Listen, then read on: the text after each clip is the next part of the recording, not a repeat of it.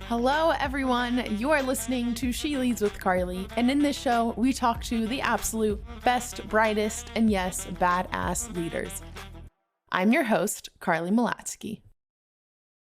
Hello, everyone. I am super excited to welcome our guest today, Emily Hughes. Emily is an American former figure skater and Olympian. She competed at the 2006 Winter Olympics and then was a 2007 U.S. national silver medalist. After retiring from figure skating, Emily attended a pretty good school called Harvard University and earned her bachelor's degree in sociology. Her professional career began as a consultant at Deloitte, and after Deloitte, she worked at a handful of reputable companies, including Google, Johnson & Johnson, where she was the director of strategy and operations in the health tech division, and Meta, where she spent time in sports league partnerships and product marketing. Now, Emily works as a business lead at Grandstand, a sports tech startup that is connecting athletes and fans in a more meaningful way. Emily, it is so great to have you on She Leads. Welcome. Thank you. Thank you, Carly. It's so great to be here. Of course. So first, set the scene for us. Where are you in the world? I love your background. It looks so professional. So tell me a little bit more. Thank you. Thank you. Newly redecorated office space. I'm in New York. I grew up in New York, spent a lot of time in San Francisco, and made my way back to New York a couple years ago. All right. So Emily, as you know, I love to start off, and I think with your story particularly, this is even more interesting, at least to me. But tell me a little bit about your childhood, and especially you come from a big family. You're the fifth of six kids, I believe. And Yep. tell me a little bit, what did that childhood look like? What kind of kid were you? Yeah. As you mentioned, big family, the fifth of six. And all of us skated or played hockey. My dad is Canadian and grew up playing hockey where they would freeze the backyard and everyone would play hockey outside in the winter. And so I grew up on Long Island, and it was funny because for him it was just a family pastime. Everyone skated, and it was kind of something that you did as a family. And so he brought that to our family. And it's funny because my mom is from New York, and my dad said, "Oh, we got to all go skating." And she said, "Really? We're going?" But you know what? We all loved it. And so we all skated or played hockey at some point of our lives. And it's kind of as fun as like a family event. And how old were you when you first put on skates? Do you remember that moment? I was about three when I started skating, which is very young. And so my older sister Sarah is 4 years older. And the story my mom likes to tell is that she would take Sarah to the rink, and I would be there with her. And she said that I used to run around a lot. And so she just put me on the ice so that she could contain it and watch me in one place. And so I started skating at a young age at three, which, is kind of wild to think it started so young. I think that's honestly a very common reason for parents to put their kids in sports. It's just like, get out all your energy. We're already bringing another sibling in, so you just have to be thrown into it. So I love it. And was it almost like love at first skate, if you will? Like, did you already have that passion very early on? I did love it at a young age. I loved competing, especially even at a young age. And it was that love for the sport and the love for competing and the love for it that really drove me through to all those years of practice and competition. Yeah. And the other aspect is growing up, one, with many siblings, two, we'll get into this, but Sarah was also an Olympian. So I want to know, what was the parenting style, right? Having two of their kids. Did any other kids, by the way, go to the Olympics? Casual question. Not, not the Olympics, but your brothers played hockey in college, and sisters skated, and yeah, so a lot of skating and hockey. And was there this very natural competitiveness throughout your childhood amongst the siblings? I don't know if it was a natural competitive. Sarah and I never competed against each other. We are 4 years. There's a 4 years age gap, and so right as she was kind of retiring, I was getting to that senior level. So it was not so much a competitive feeling, but more of a supportive, because everyone kind of Yeah. you're going to the rink, you kind of know like what the other siblings are doing, and Yeah. so I would say more supportive than competitive. I love it. So take me back to around 2002. You were only Hmm. 13 years old, but already you were competing at the national level. So there was almost this maybe a gap for how many months, but you got last at nationals while Sarah was in the Olympics in 2002. Just walk me through that process and how did that almost change your mindset for your future in figure skating? Yeah, definitely. So I had qualified. I was a junior level. So in skating, there's the junior level, and then the senior level is the highest level. And so I had qualified as a junior. It was my first nationals. I remember it was LA. We were skating at the then Staples Center, and it was a really big deal for me. And like you said, I got last place. Uh, and and then that was January, and in February, I watched my sister win the Olympics in Salt Lake City, and that was just, I mean, it was pretty surreal. Our whole family was there, and we were sitting as high as you can get in the arena, where everyone kind of looked like little ants on the ice. But I still remember she had skated this amazing performance, and then it really wasn't until the last skater finished where we didn't know what the result was going to be. And I remember all of us are just watching, waiting for the results, still silence. And then all of a sudden the results came up, and you could just, it was a blur. We were jumping and cheering, and it was, I mean, like I said, kind of a surreal moment where I watched her, and I had, grew up with her, skate with her, and then watched her win the Olympics. And for me, that was the moment of, I want to do that, and I can do that. She did it. I want to do it. Yeah. And that was really a big changing point. I mean, I was only 13, but that was a big changing point for me of just firsthand having that experience, and then thinking, well, I want to do that too. And that was a really big turning point for me. And then ultimately, and I mentioned it in the intro, so spoiler, you end up going to the Olympics in 2006. So you trained for essentially the next 4 years after seeing your sister win the gold. And mind you, this was around the same time of like the core years of high school, 13 to 17 years old. So I want to Yeah. know, aside from figure skating, were you able to actually have that typical high school or like finding that social life? What was that dynamic looking like? Yeah, so I skated a lot and I traveled a lot for skating, and I competed a lot. I think before college, I had competed all over the world, Russia, China, different countries in Europe, Canada. And so, yeah, it was probably a bit different than like a typical high school experience, but I was in public school. That was really important to my parents. My dad used to say, "You're a student athlete, not an athlete student." And so stayed in school, Yeah. and tried to find a balance between trying to finish homework and then going to compete at a very high level in figure skating. And I think that for me, it was really great to have that balance of school and skating. And looking back, I'm so glad my parents really were focused on, staying in school and also giving us this amazing opportunity. Like I think you had mentioned before, having my parents juggle it all, like get us to the rink and all different rinks for different kids. And my brothers were on different hockey teams, which looking back at, it was definitely, the hectic time, I would say. But yeah, I feel very fortunate that I was able to have the opportunity to skate and to compete and to get lessons and all that stuff. And also try to balance it with school, because that was really important to continue my education. Yeah. But on the social side, yeah, it was, I would say, probably not the typical high school social experience.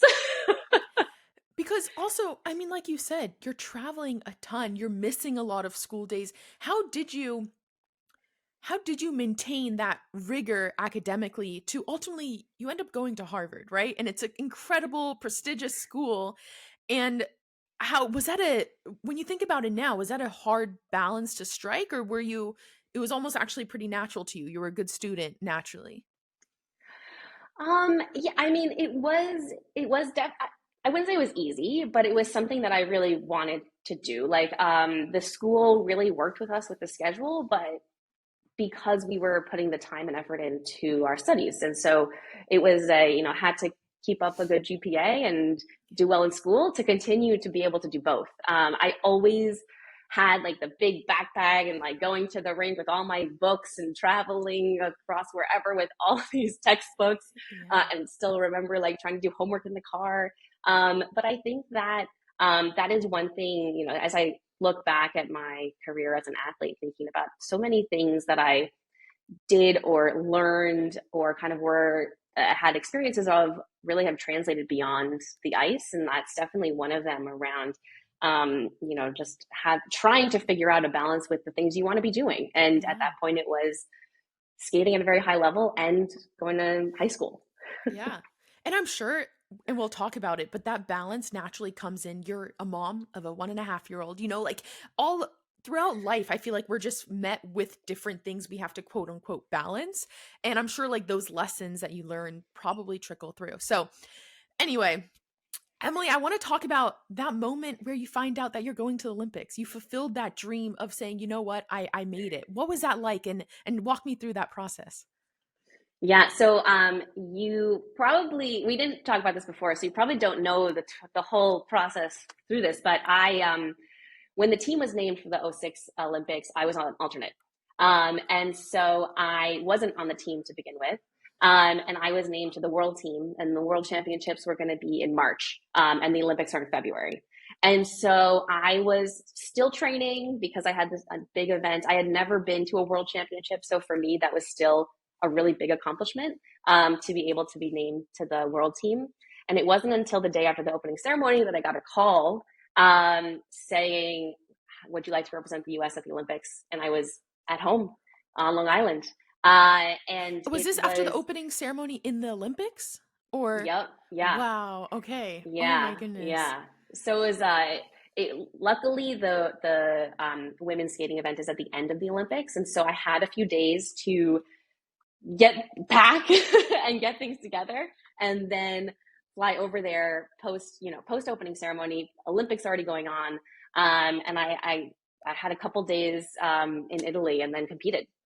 So, real quick, being called as an alternate, and I've talked to other athletes who had that same experience, whether it's for a World Cup team, Olympics, and excuse my language, but it's an absolute mind fuck. And it's really hard to deal with.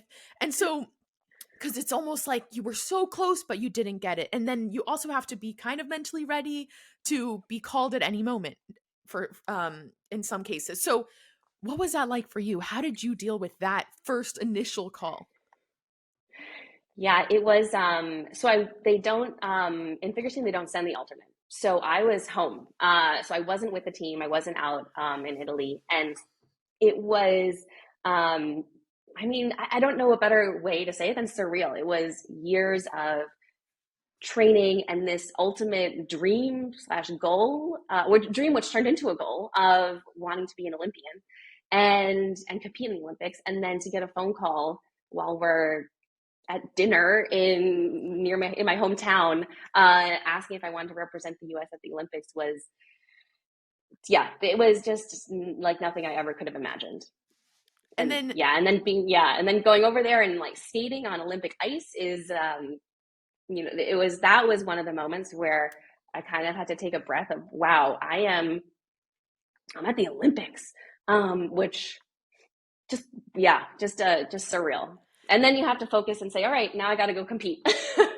so from that part of being, an athlete at the highest level in your sport, the mental side of the game is so important. And so I Yeah. would love to know, take me back to those moments. What were some tips, tricks, things that you implemented in your own personal game that you use that you actually attribute a lot of success to, or at least like it really helped you throughout it?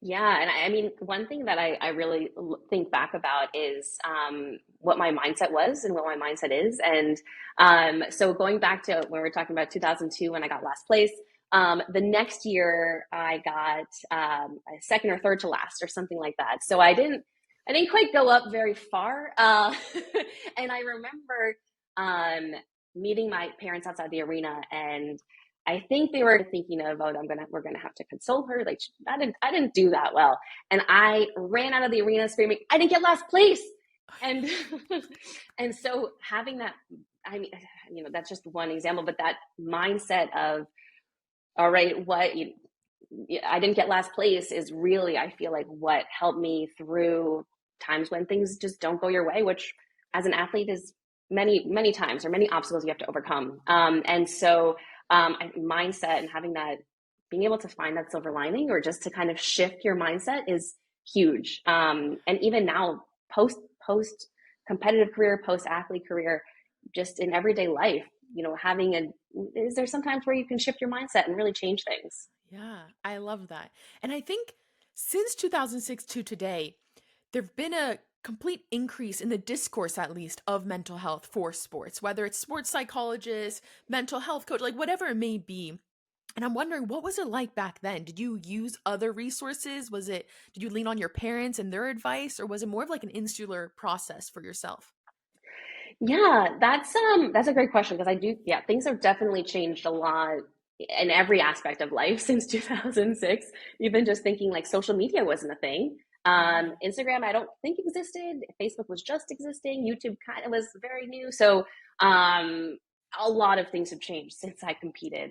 But yeah, I mean, looking back and um, as a figure skater, it's a small skating world, and I did rely on, I mean, my parents were very, very supportive. My coach was very supportive and kind of had like a team around me, even though it is an individual sport.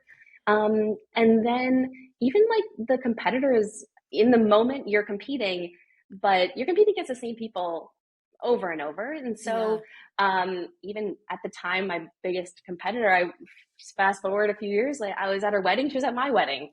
And so it's yeah, I think things have changed a lot, but looking back, I had a good, really good support system around me. Yeah. When you think now, right, you're reflecting on this incredible Olympic experience that was in 2006. How do you view it now? Like what feelings come up when you're reflecting on it? Um, I, that's a great question because sometimes I was on the ice the other day and I had this moment of how did I do this for so long? Like how did I do triple jumps? Because I'm obviously not training anymore, but looking back, I think about how how much it was like you said, just going from a dream to a goal to reality was just something I never really thought was going to happen, and it's wild to think it was 18 years ago. Yeah. And Feels like a lifetime ago in some ways. walk me a little bit through after the Olympics. You end up getting seventh, right? Is that correct? Just from my Yep. research. So how was that feeling afterwards? Being like, okay, the Grand Olympics potentially. I know it's very similar to gymnastics, at least, where you don't necessarily have so many chances at the Olympics. And we'll talk Mhm. about it a little bit more when you try for the 2010 team. But what was that feeling like when, the Olympics were, you kind of closed that chapter for at least that year? Yeah. So, I mean, I went into the season. Actually, it was thinking back, it was not the way I wanted to start the season. I actually had meningitis in the before the season, right before the season started. So the season did not even start the way that I wanted it to start or thought it would start. And so even from the beginning, there was this change of being trying to be adaptable into I have a plan and a goal, but definitely to scrap this plan and try a new plan. Yeah. And so to go from that, and then it was the first time I medaled at nationals. I got a bronze, and so all of these things for looking at from like a personal perspective were huge milestones. Let alone kind of Olympic team separate. Just thinking I qualified for senior nationals. I got a bronze medal. I had done a couple international competitions for the first time and then was named to the world team for the first time. And so there were a lot of big personal accomplishments that year. And then to add on to it, being named to the Olympics as an alternate and then to the team was kind of like just the not like I said before, it was a goal, but then it was kind of turned into a reality based on all this, all the work that I had done to get to that point. And so looking back on the year, it was, I mean, so motivating for the next year where, like you had said, I got national silver medal. But so many big, like, personal accomplishments, even let alone the Olympics, but so many personal accomplishments in that year for me. You know what I love hearing is I think it's really hard for an athlete to like stop and be very proud of themselves. And this probably translates to other, industries as well. But I think your mindset throughout it all, like even, running to your parents and saying, I didn't get last, and then ended up, getting silver in 2007, like just seeing that trajectory and seeing your pride for yourself, I think is so incredible. Like it's very incredible to see because I think people, you lose sight of that. You lose sight of enjoying the process and rather just maybe enjoying it after the fact. It's so right. And I think, but I think there's also something to be said. This was 18 years ago. And so I have gone through I retired and then it was, well, what's next? And that was a whole transition around, am I starting from nothing? Am I starting from zero? Now there's not just one path, there are millions of paths. Totally. So I do appreciate you hearing you say that, but I do think it's also, um, with time, I think I've also been able to reflect back. And now that I have a daughter of my own, just thinking about my experience with sports and as an athlete, thinking about it probably a little bit differently than I did a couple years after I Yeah. retired. Okay, so before we get into Harvard, you mentioned your daughter. She's 1.5 years old. So maybe, 1.5 more years until you put on your first skates until that age. So thinking about that aspect, are you gonna like force those skates onto her? Do you think the Olympic track is her journey, or how do you kind of reflect on that, given your Uh, experience? yeah. So definitely not going to force skates on her. But just thinking back about sports in general, I have learned so much being an athlete, and even if I wasn't an Olympian, I still think there's just so much that I gained and learned just growing up being in a sport. That I would love for her to find a sport that she loves and to be able to gain those lessons, gain that community, like, meet those friends, that and have kind of a similar, whether it's skating or not skating, which we'll see if she likes it. But I just think in general, like, sports are, were such a big part of me and growing up and within my family that, I would love her to be in a sport, and we'll see what she likes. That's kind of where I'm leaving it. I'm biased, but I think we should try soccer. We should put her into I soccer. definitely, I'm Amazing. gonna follow up with you when she tries. Perfect. I'll coach her even. I'd happily coach her. Perfect. Anyway, so Emily, you mentioned a little bit about starting to now transition into what's life after figure skating. So I want to know, when did those initial maybe thoughts or conversations start to happen, and how did that almost make you feel back then?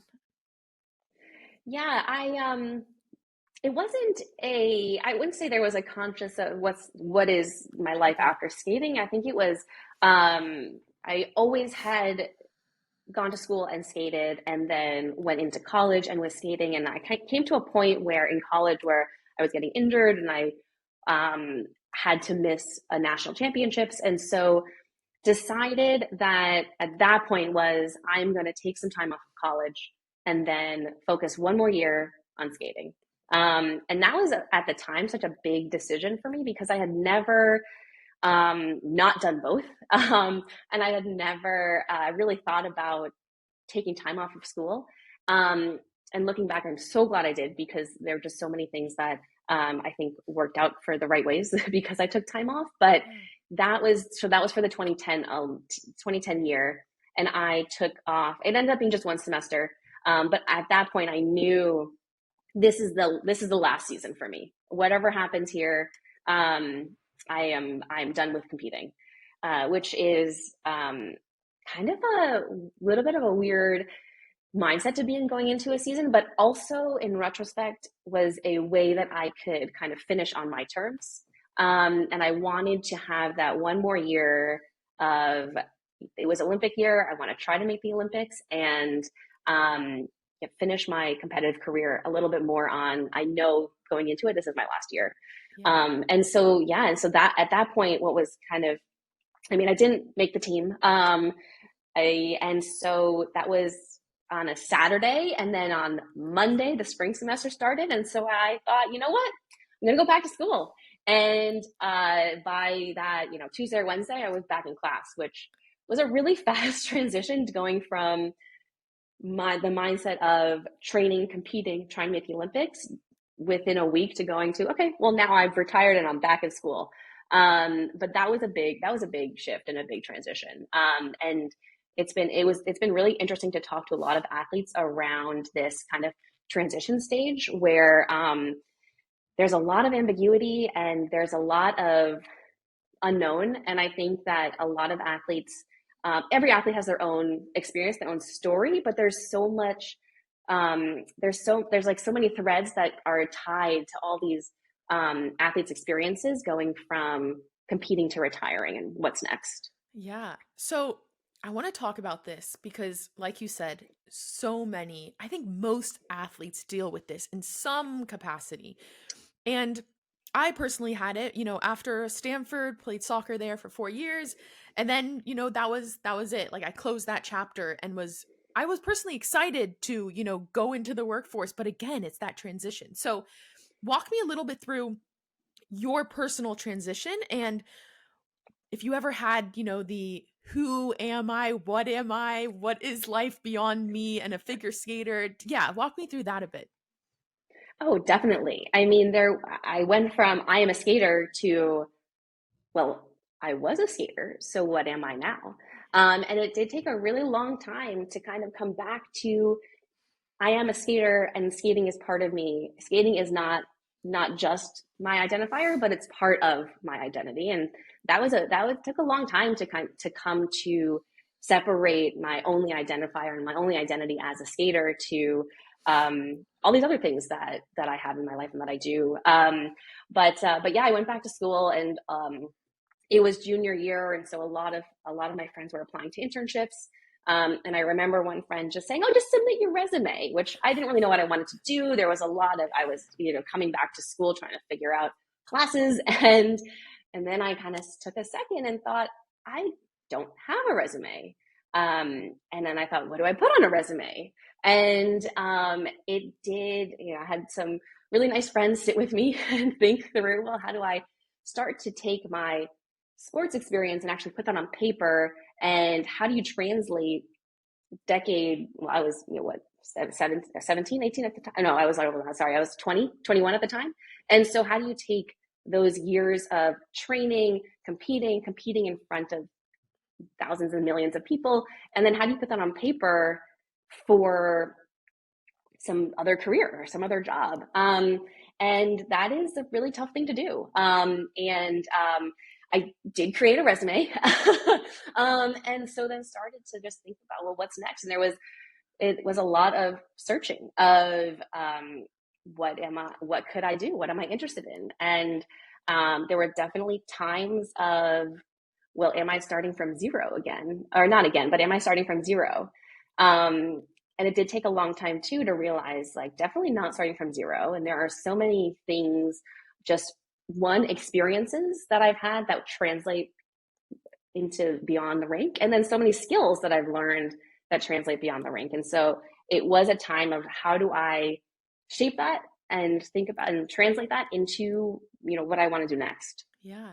I'm so happy you mentioned even the resume, right? Because one, you have so many skills that are beautiful in a work setting and like so great for a team environment and working hard. But again, it's not common to just, write them. Maybe it takes a little bit of room on a resume. Like there's not much that you can put on this, paper and one pager, if you will. But I want to know, going through that process as well, do you have advice for those who are going through a very similar process, whether it's in college, out right after their career in athletics, and they're going into the workforce after playing professionally in their sport? What advice do you have to almost advocate for yourself and like put yourself in the best light if you don't have the experience that they're necessarily looking for? Yeah, I think the big thing is you're not starting from zero. So thinking about what are the things that you've done as an athlete in the last year and last few years, whatever it may be, that would translate into, if you're looking for a new job or a new career, like what are those transferable skills? Because then you can start to shape that, your story and your narrative. And there are, I mean, as an athlete, you're under high pressure situations. I remember I was sitting for an interview, it was on campus interview, and this person asked everyone the same question. And then she got to one and said, "How do you perform under pressure?" And then she started laughing. And I was thinking, I guess I should pick something different than competing in front of millions of people. And so it was just kind of thinking, though, around like there are a lot of things that you've done that someone in a different industry or a different job might not initially understand the skills needed for that, that you could start to, how do you translate that into a different perspective? And so I think that's the second thing, is taking the skills you've learned and how do you kind of package them and put them together for that new thing. Yeah, I love that. So I have a more niche question, but All that right. initial job at Deloitte, or really any of the Mm-hmm. jobs that you went to, Google, Johnson and Johnson, we all have to do an intro at some point. You know who you are. Was that a hard process for you to describe who you are? And did you mention that you were an Olympian and a figure skater? This is a great question because when I first started working there, I did go through this phase of how do I introduce myself? Yeah. Exactly like you said, how do I kind of throw it in the beginning, at the end, just a casual? Oh, I'll compete in the Olympics. And it is funny because someone I had worked with at a job, it took that after months they realized, "You're an Olympian? How did I not know this?" But I will say now I've gotten, it is part of my introduction. It is because like I said before, it's not it's part of my identity. It's not my only piece, my only identifier, but it is something that I spent many years doing and trying to do, and so it is part of my, in some ways, professional experience. And so now it is part of my introduction, but definitely those first few years in the professional world, I was still trying to figure out how do I Yeah. introduce myself. It's weird, right? Like you have to figure out what it looks like, and yeah, I can totally understand that. And I'm glad you mentioned it. So once you actually entered the workforce, whether and you were a consultant at Deloitte, what were those initial shocks or challenges that you experienced? And were there moments where you were like, is this for me? Can I do this? What who am I? Like you still had that identity crisis come up, and yeah, how did you navigate through that? There were definitely, I mean, it was a big shift. So going from within a couple years training and skating, and I managed my schedule. I knew my goal, what my goal was trying to get, what I was trying to get to. And so it was, I need to be on the ice for this much time. I'm doing off ice. I'm doing gym time, Pilates, what ballet, there was all this kind of stuff that I was directly managing my training. And then going to an environment where you sit at a computer for many hours a day. I was in the technical side, I was in Excel and PowerPoint and in these tools that I didn't really have a lot of experience with yet. And so there definitely was a big shift of going from, even if I was working the equivalent amount of time to being a skater, it was just a very different way of working, of being in front of a computer, being in client meetings, being in a professional environment. So there definitely was a big learning curve for me, going from one extreme of skating to the workforce. Yeah, that took some time to kind of navigate through, for sure. And even looking back at your professional career, at least like in the workforce, did you have people that you leaned on that almost gave you that sense of mentorship, or of like, this is what you should optimize for when you're looking for in a job, when you're evaluating a company? Did you have that, or was it more just almost intuition or instinct or things that you were kind of asking yourself? I mean, it was a lot of exploring. So I was not, I didn't, when I was graduating college, I didn't know what I wanted to do. And so thought consulting would be interesting to start to see a lot of different businesses and industries. And it was a great first job, first experience for me because I definitely went into the deep end of building models and presentations and all that stuff.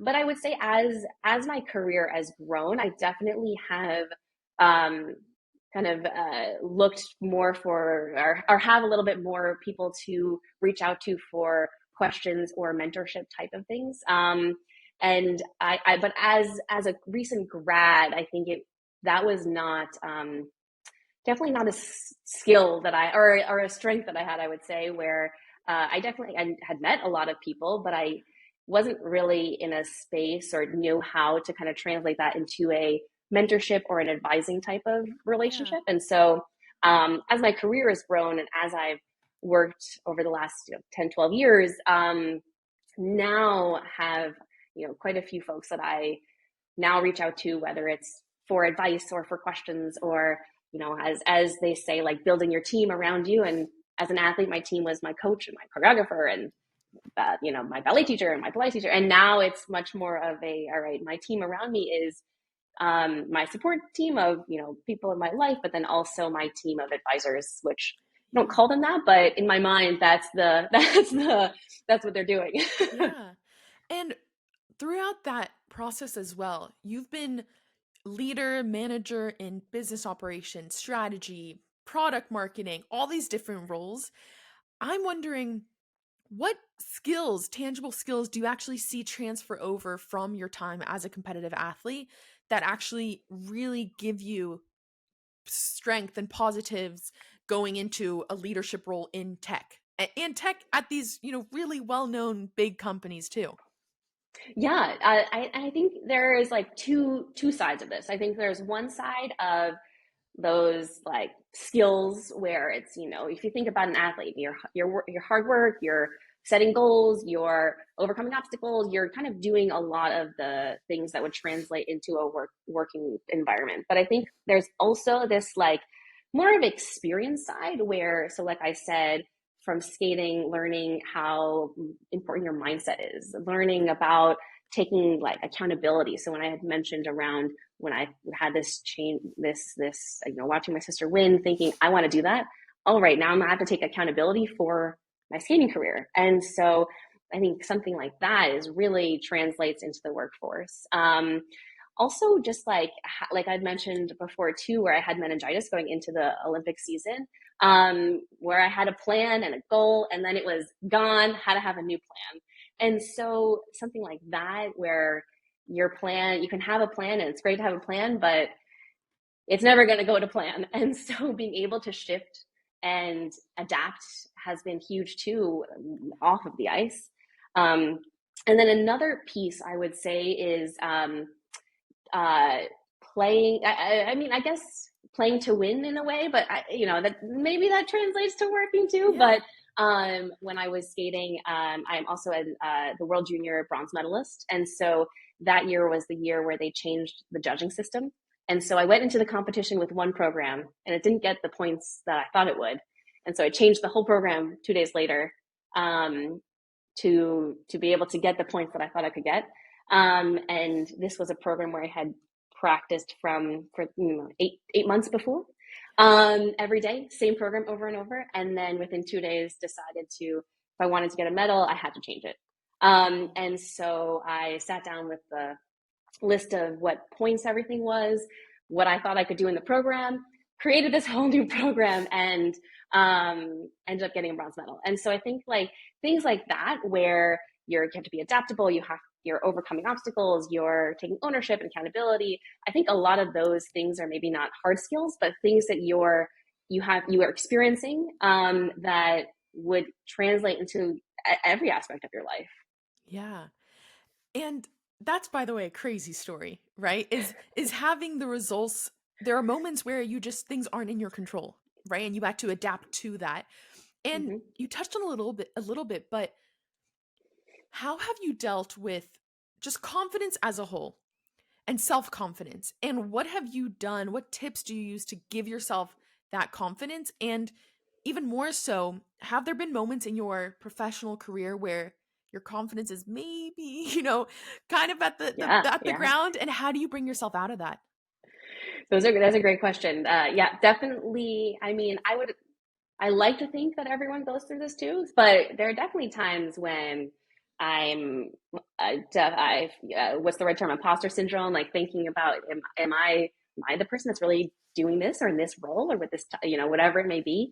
Or I'm, presenting in front of some very senior person or in front of a group of people or so there are definitely times when I feel the imposter syndrome, what is my confidence level, and I sometimes will think back to how did I how did I navigate this in a competition, or how did I think about this when I went to the Olympics. And sometimes I even think, okay, I competed at the Olympics, I could do this. And it's and it's kind of this Yeah. thing of, okay, I've done something hard in my life, and I've done something that took a lot of work and was very difficult. It's like I could do this thing, and then it kind of does put it in perspective of, it does put the thing in perspective of, okay, this is something I can Yeah. accomplish. But there are definitely a lot of times when my confidence is not 100%. I love that you said that because it made me think my personal one, and I've done this a lot, where the fitness tests we ran for Stanford, I would just be like, Hmm. I did that. Nothing is as painful as that. There you We're go. fine. Yeah, Exactly. exactly. So I love that. Yeah. That's great. Okay, And so everyone's gonna have their thing that they're gonna look back on exactly. and said, okay, I did this hard thing. I can do this next hard thing. Right. And it's also almost rewiring your brain to you have Hmm. nerves before, but like the nerves are good. Like that's a good sign. You're Yeah, doing something that's, a little uncomfortable, but you're probably going to grow from that. So it's essentially good. I love that. totally. So tell me a little bit about Grandstand, where you are today. What attracted you to this company, and even more so about a startup environment too. That's different than what you did previously. Yeah, definitely different. It's through even through my professional career early on, when I wasn't focused only on sports, I always was involved with sports in some way. I wouldn't say side project or hobby, but it was more of trying to keep involved with something that I was passionate about and really enjoyed, and that was being an athlete. And so I tried to find ways to be involved with figure skating or with sports in general.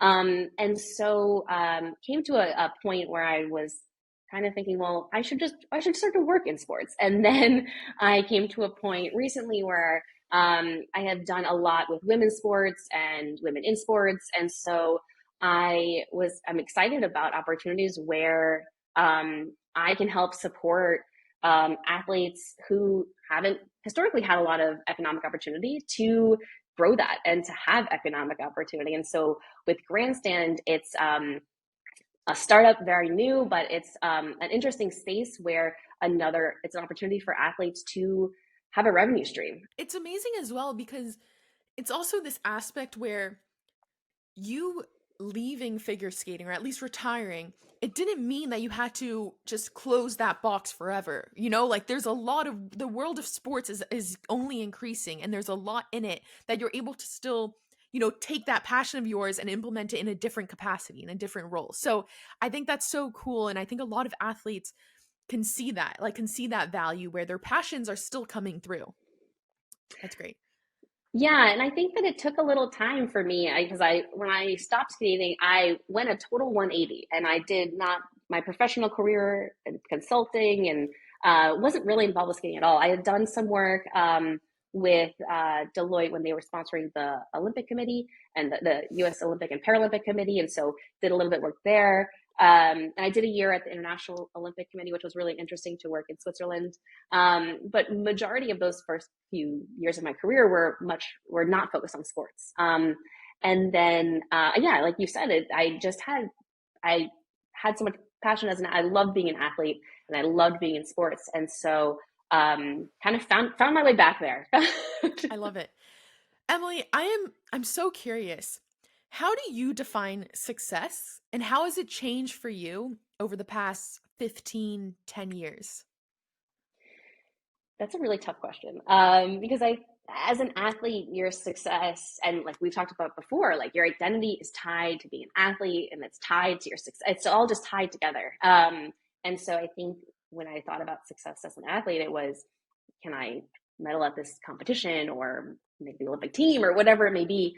And now I think of success a lot differently. I think that it's just thinking about what is, thinking about my life and my family, and success definitely has not been as much of what are the external factors that are showing that I am quote unquote successful, but more of intrinsically, how can I feel like I am being successful? Yeah. As in all these things that I'm doing as a mother, as a wife, as someone who's working at a startup, as someone who is, trying to help support women in sports and whatever else I might be doing. Yeah. I love it. I think it's also just the natural flow of life. Meanwhile, put in a little Olympic medal here and there, but I think it's so cool and it's so like interesting to hear. So, my next question, if you had the power to assign a book to everyone on earth to read and understand, which book would you choose? This is a very tough question, and I do want to hear your answer as well, because I'm thinking about this, and I don't think there's one book, because I feel like there's a book in different categories that I've really loved reading, or I'm also a big audiobook person, so I love listening to books, especially when the author reads them. But one that you probably will not hear from anyone else is, when I was 12, I was the subject of a book called I Am a Skater. And so it's a children's book. There was a series of books from Random House called the Young Dreamer series. They did I am a gymnast, I'm a ballerina, I'm a horseback rider. And so I was the skater. And it was a lot of fun. A photographer, Jane Feldman, came to different practices and shows. And I had done skated between periods at the Rangers game in Madison Square Garden. And so it's this picture book of me as a skater. So probably not the book you thought I was going to say, but I couldn't pick just one book, so I figured I'd pick that That's great. And I want to take a look now. I'm excited.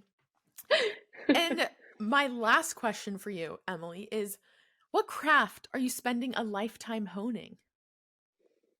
This is also a really difficult one, because I think that something like being a skater is not, for me, it's not a, I think there's not like a lifetime of owning that craft. I love skating and I still skate, and it's like a hobby at this point. And I have an amazing community in skating. But I think that to change it a little bit, as we're talking about mindset shifts, I would say that not a craft, but for me, my community is really important, and building fostering a community. And so I moved to San Francisco, didn't really know many people. My family wasn't there.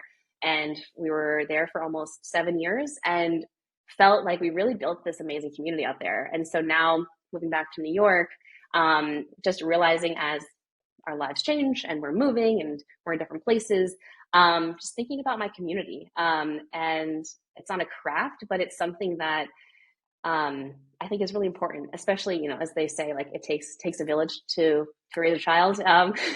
It's that community that's around you is really important. And it's family, but also beyond family. And so for me, community. I love it. I think no, and I think that's so important. And just the people around you, I think, is such an important factor. So I'll take it. I'll accept that answer. What about, I want to hear about you, your craft. What is your craft you're spending a lifetime honing? I think the book one is an easier one for me.